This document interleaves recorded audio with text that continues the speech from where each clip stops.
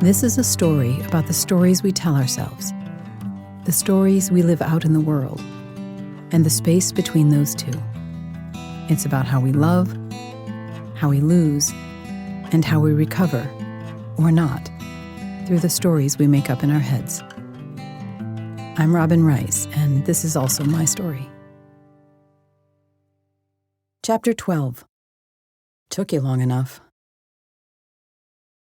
Grace is not a story you believe in, not a plot point or a twist of fate or anything you can plan for. If that's what you think, it's not grace that has arrived, at least not grace with a capital G. By her very nature, grace comes into our story as unexpected and unmerited. If you have earned a visitation, it is not by that one we call grace. She comes from a freedom or a vein of gold, and seems to live somewhere far off and away. She visits of her own accord, usually when least expected and most needed. This is not to say you cannot have small graces, small acts of mercy and blessing, without the heavens opening up and raining down. Of course you can. But that's not what I'm talking about. That's not her personified.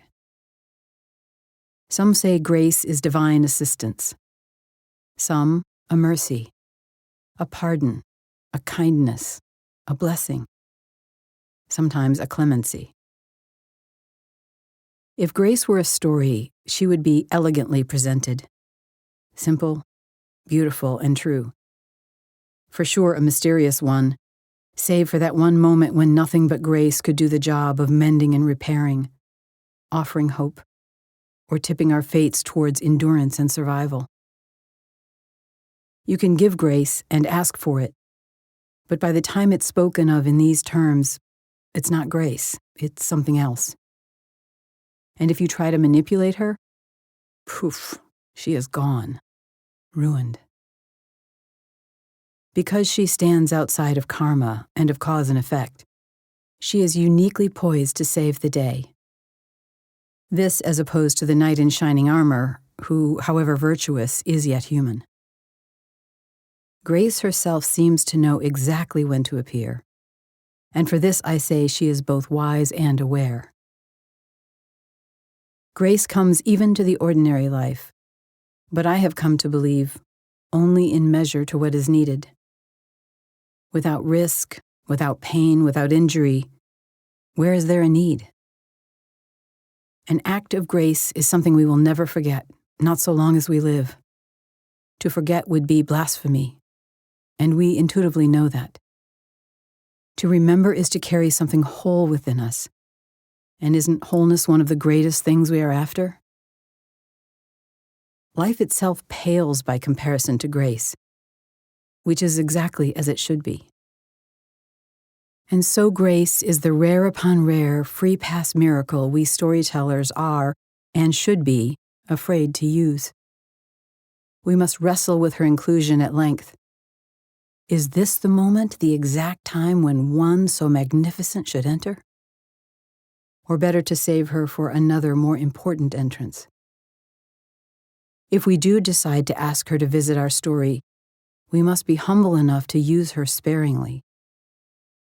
One might be forgiven a cliché here and there, but the misuse of grace? Worse, grace used as a device? No. You will never recover a reader's trust from that. Not every life receives grace when she is hoped for, and earnestly prayed for, even begged for. Some live and some die. This I do not seek to understand. I try only to allow grace as mystery to remain as such. Anyway, in these matters, the less that is said, the better. I only mention it because it is essential to remember that all stories have the potential of grace, impossible as it might seem at any given juncture. She can never be ruled out. And so it is true that sometimes, somehow, even at the darkest of dark times, grace may find you in your life. She found me in mine. Enter the labyrinth.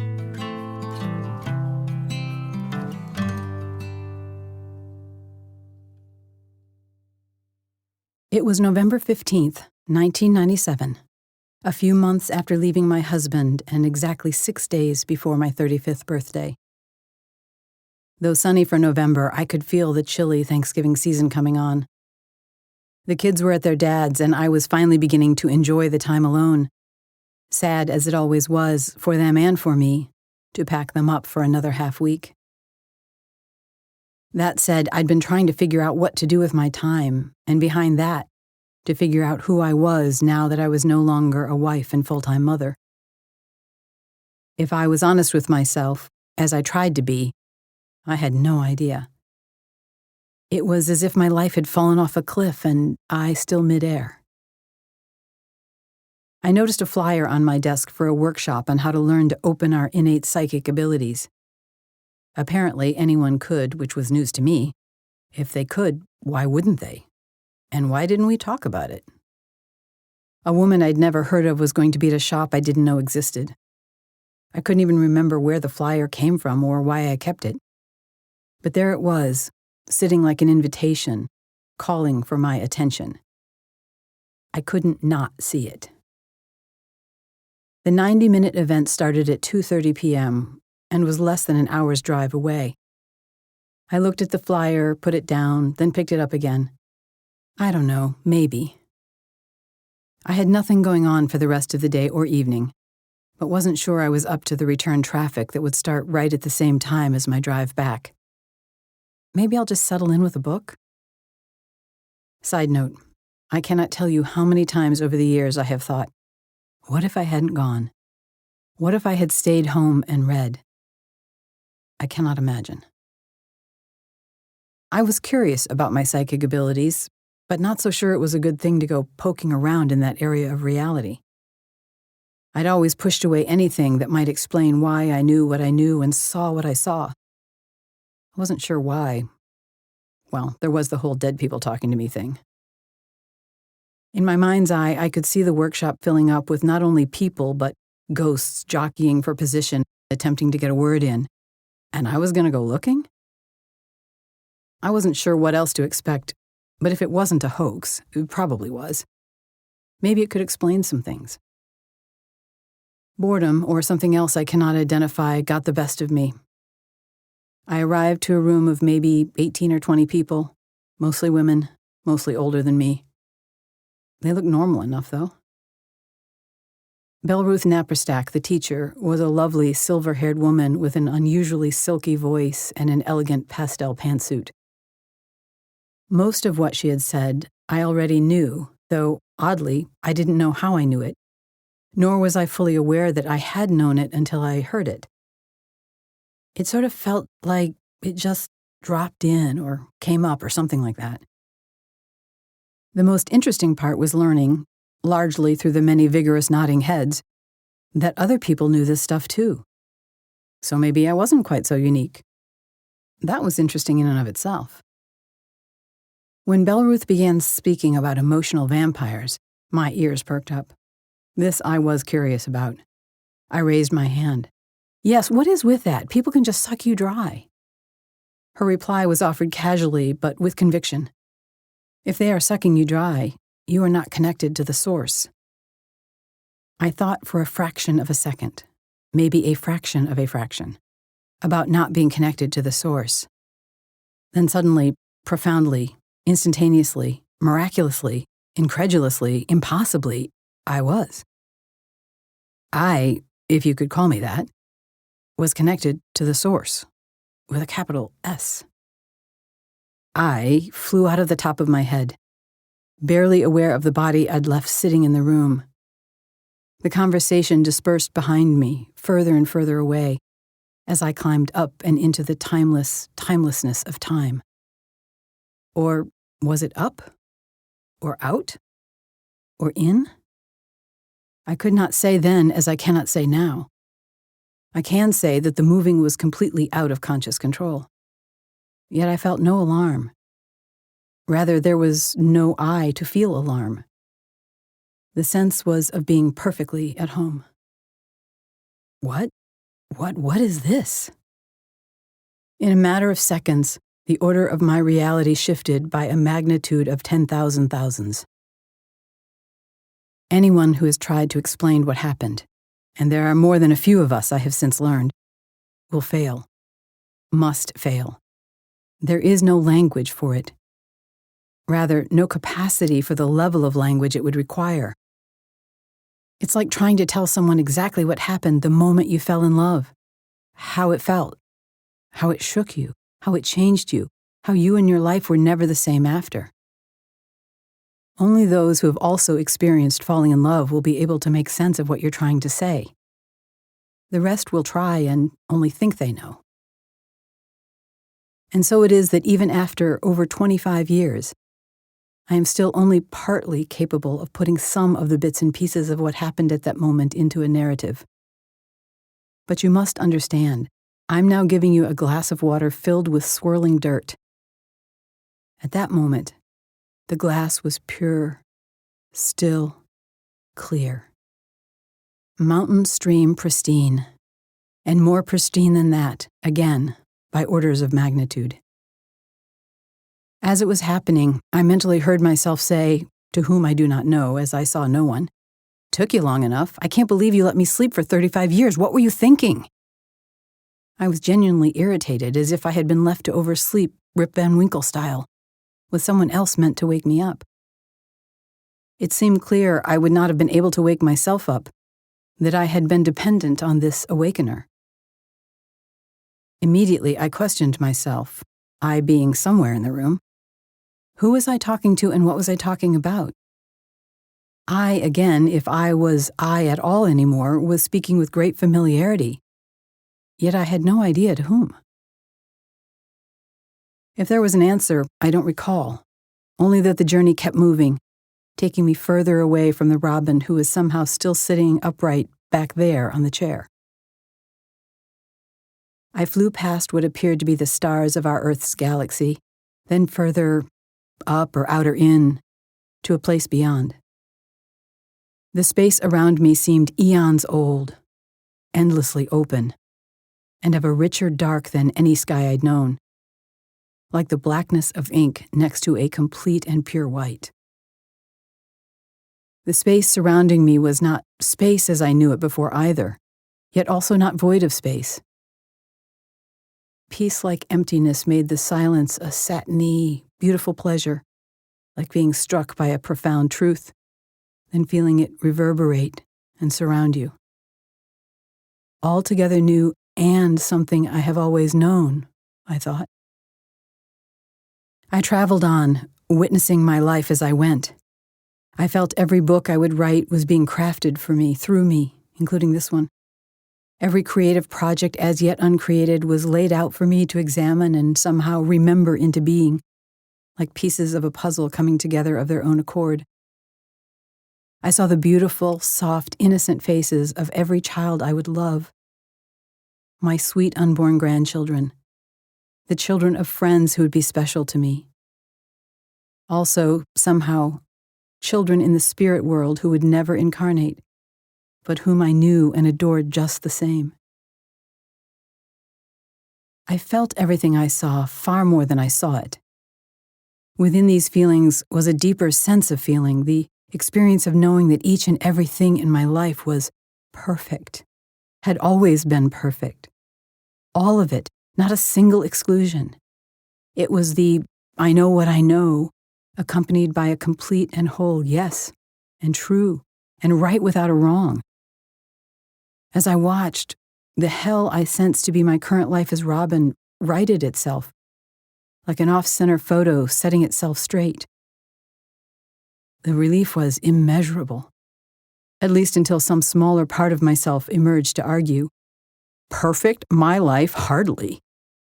This smaller aspect of me asserted herself, trying to hold on to the pains of the past. No time for that, some other aspect of me replied, and no longer a need. Without will, without choice, without need, I surrendered, melted into, the greater truth within, letting go of more and then more and more still. There was no me to do it, but there seemed an aspect of me still present to witness it being done. Within this dual awareness of Robin and more than Robin, I noticed that the basic Robin was not endless. Here it was clear she was such a small part of the grand total of what I was. In fact, going far enough out, Robin seemed more of a what than a who. A phenomenon more than a person, as I had always conceived a person to be. As a toaster is to breakfast, as a car is to driving. Robin dropped away more and more as I was catapulted on, a pulling feeling taking me beyond all space and the ideas of space. I was now floating in stillness, yet still in light motion, as if suspended in a quietly undulating womb. This is me, I know. Yes, the floating, but more the whole of it. The space that held the floating within it. I was not Robin and never had been. Rather, not only Robin. Robin was a subset of the greater whole, and a small subset at that. I had never been only Robin. Never been limited by the projected image of her. That was the illusion. I intuitively understood that this aspect would continue after Robin ceased to be.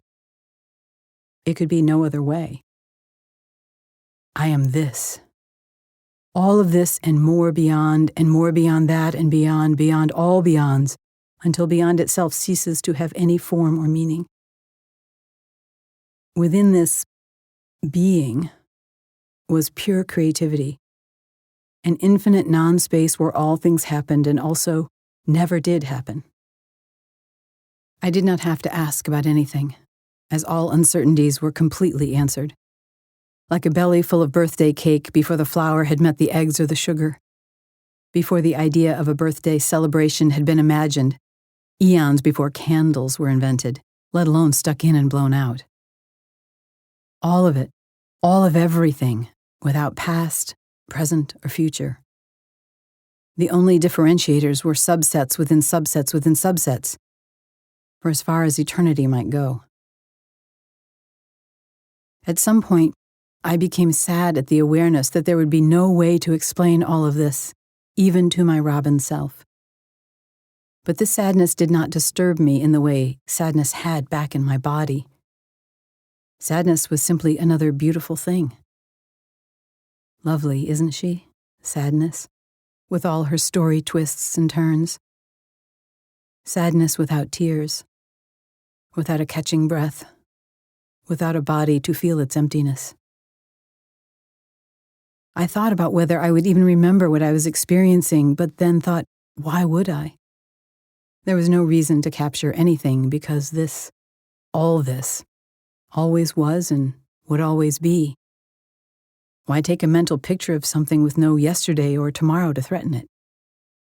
Why hold tight to a single grain of sand on a forever endless beach? Even so, I found some part of me attempting to capture something. I made mental notes in the same way I scribbled in my high school and college notebooks. Who was trying to understand? Who attempting to remember? I instinctively understood that things would change, now and forever. At least some part of me could not forget what was everywhere and nowhere at once. What would I do with it, though? I had no idea. Who can close up a universe within a tin can? Well, it seemed I, as Robin, had done a pretty good job of it for 35 years. Or whomever let me sleep for 35 years.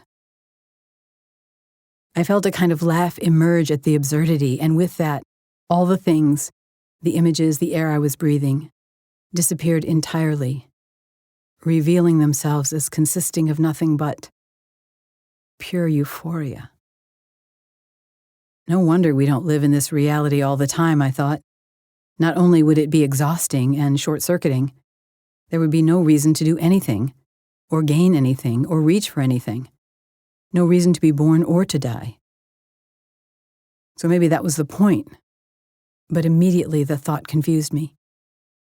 With this confusion, a darker dark floated by, as if in chunks, and gave me the feeling of leaving. What was I leaving? Things I no longer needed were leaving my life. I moved into and out of layers and levels of existence. First tier, second tier, third tier, fourth, and more. I didn't count. Why count the steps on a stairway? Yet counting was occurring. How strange. Who was counting, and by what mechanism? Counting was also a subset, but of what? Again, I was confused. I seemed to be confusing myself. What I, though? What I? This is all, a voice seemed to say, yet without words. Did I hear the voice, or sense it, or see it? I wasn't sure. But I was sure it was true. This was the all of the all. I remembered it now, what all was. It was clear that I had always had this understanding. I understood how the stars came into being and why. And I knew all about counting, too. Somehow, within the subset that was Robin, counting played a role. It wasn't a problem, but a method of some sort. A way of keeping the all separate, in small enough bites to encounter each next thing. We humans were getting by on such a small amount of truth and reality, like a tiny spoon of baby food fed to an entire herd of elephants. Hardly satisfying, which accounted for all the unhappiness everyone experienced. It was all for this loss of the greater whole. Tragic back there, but not here. I looked down at the stars I had passed on the way up. They felt like friends, cheering me on. I was astonished at how little Robin took notice of them when I looked up into the night sky. Twinkling light friends reaching her from eons ago, how Robin had missed them and they her. Another wave of beautiful sadness washed through my existence. With it, a wave of sad pleasure. Wouldn't it be nice if the Robin down there could see sadness like this, as such beauty? If she could love it, and not only its counterpart, happiness? Why should happiness hog up all the experiential show? Perhaps I should try to remember the stars are my good friends, I thought. That sadness is beautiful. The thought to track it rose and then left. Colors emerged from the spaceless dark, now clear. There were so many more than I had known before. They revealed themselves in such a way that every color I'd known in my life as Robin seemed at best muddy and opaque. Clarity itself felt alive, as did my breath. Who, I wondered, was breathing? I had always thought I was the one breathing, but now I wasn't so sure. Was someone breathing me? I now understood how life and breath were synonymous. Noticing a mental image of my physical ribcage, I saw it project itself onto the world in front of me and then overtake it until I had entirely contained my own universe. It was as if I had swallowed myself whole. I felt that through my breath, my heart had room for everything that existed. I arched my theoretical back as a dog stretches out for a nap in her favorite spot under the sun. I ever so vaguely remembered that somewhere back there, I was in a room and needed to stay sitting on a chair, that it would be best not to fall over. The idea amused me. My speaking voice as Robin was non-existent here, but I heard and made tones on a massive scale, with far more range than I might have heard in ordinary reality. I saw that those tones shaped my thoughts, and so I finally understood sound, how it created but also limited my experience, with so few notes compared to all that existed. Also, how our small repertoire of notes struck the chords of our small repertoire of feelings. How those notes played us when we thought we were in such control. What a game. What a dance. Who is dancing now? I became a harp, playing my own life, now sad, now happy, now excited, now sleepy. I talked to myself, with the I being someone more than Robin. It had been so long, so very long, since I had felt this camaraderie within. Where have you been? Suddenly, Robin spoke, startling this inner camaraderie. When I go back, don't expect me to be good. I won't. I sensed some kind of agreement with myself, or perhaps the understanding that being good would not be required of me. I was not being asked to be a saint. For some reason, this was my holdout. This was my no. This no kept me separate, I understood, but I didn't care. This was my Robin truth. It held meaning, and meaning held the dream together. Meaning was needed if I was to continue to be Robin. No meaning, no Robin. My, that word, was the tax to pay to be within the limited experience. Suddenly, a 100-foot wave of relief came over me. I was awash in awareness. Robin is a dream. My entire life, 35 years of it, a dream. No more real than the dreams I thought I was dreaming when I rested at night. Believing it real was where the density was weighing me down. Thinking I should be something, or not something, was another cage, and there were so many cages. But again, to be Robin, I needed a cage. It was part of the deal. I sensed that belief would never be the same back there.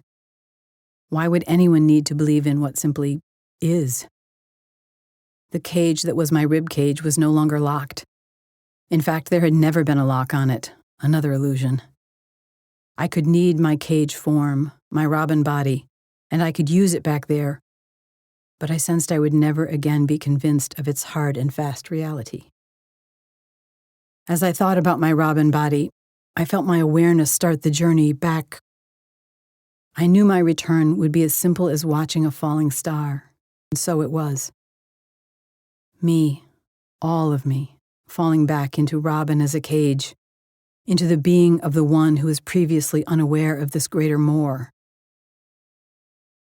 As I traveled, I heard a zipping sound, like time and space were returning me to myself.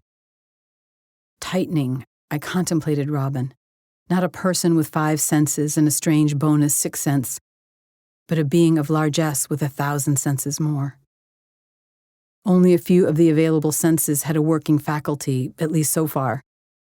But I now understood they were there.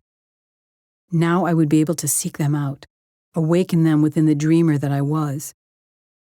If I could just hold on to something from here, I would never be without that knowledge again. Another huge wave of relief washed through me. As if making a pit stop on the way down, I found myself again meeting with something other. It was more like an idea than a person, but I was aware it was not me as Robin, or me as all. I recall agreeing to something, but what, I don't remember. I also recall reiterating my resistances. This time, just don't expect me to grow my hair long, wear white gauzy robes, and heal people. I'm no guru. Whomever or whatever I was talking to seemed amused and in agreement. The meeting was brief.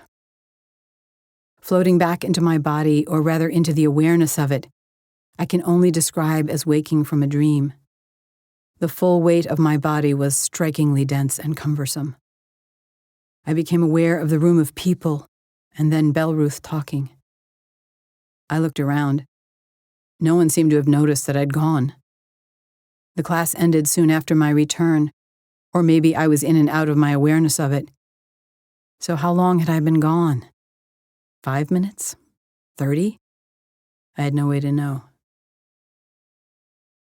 Back in my body there was now a difference, a persistent awareness.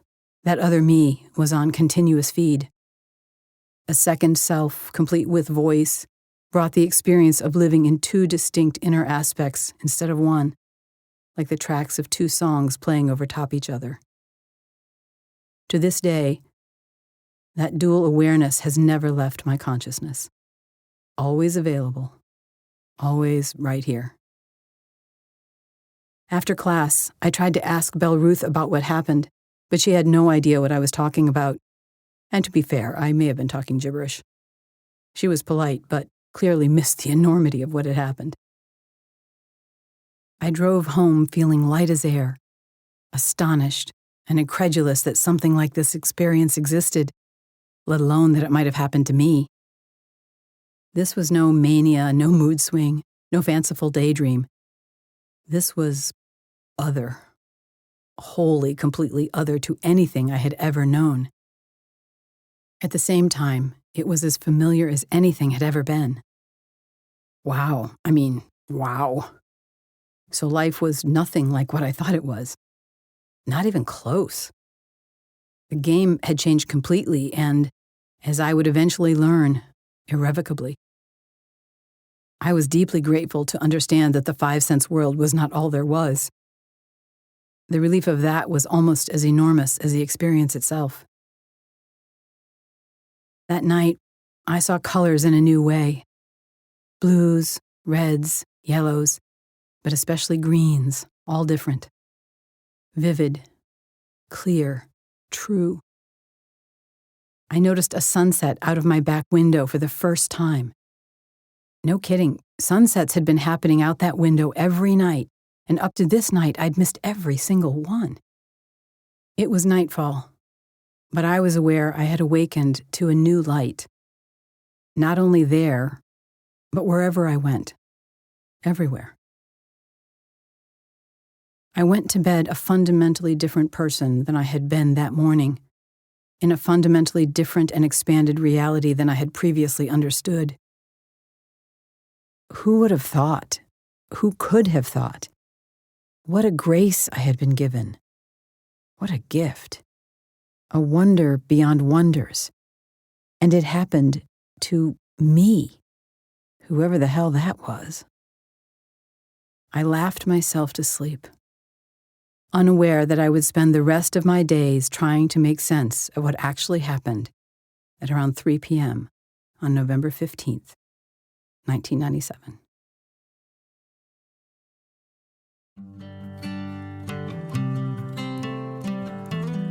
Enter your labyrinth at BeWhoYouAre.com.